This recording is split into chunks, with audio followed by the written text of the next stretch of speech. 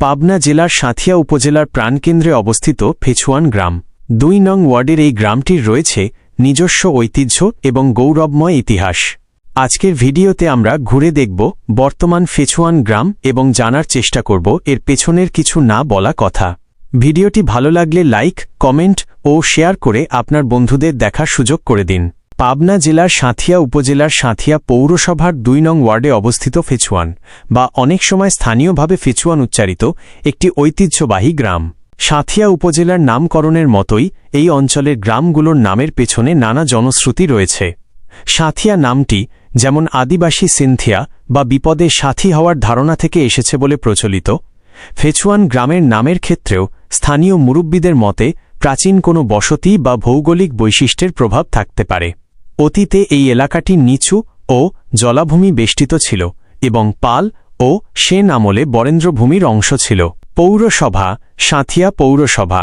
Word নং ২ নং word. অবস্থান এটি সাঁথিয়া পৌর এলাকার একটি গুরুত্বপূর্ণ মহল্লা। ২ নং ওয়ার্ডের কাউন্সিলর এবং স্থানীয় প্রশাসন এই এলাকার উন্নয়ন কাজ তদারকি করেন। বর্তমান সামাজিক চিত্র।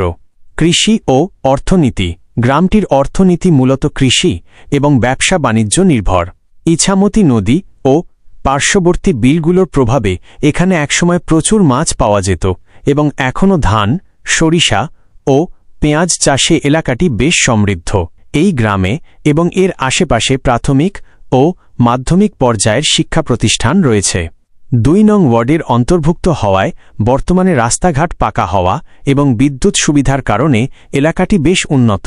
সাম্প্রতিক বছরগুলোতে সাঁথিয়া পৌরসভার মাধ্যমে ২ নং ওয়ার্ডের ফেছুয়ান এলাকায় ড্রেনেজ ব্যবস্থার উন্নয়ন, সোলার প্যানেল স্থাপন এবং নতুন রাস্তা নির্মাণের কাজ করা হয়েছে।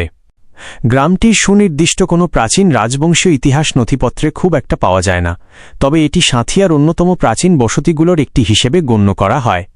গ্রামটির আরও গভীর বা পারিবারিক ইতিহাস জানতে আপনি সাঁথিয়া পৌরসভার ওয়ার্ড কাউন্সিলর কার্যালয় বা স্থানীয় বয়োজ্যেষ্ঠদের সাথে যোগাযোগ করতে পারেন।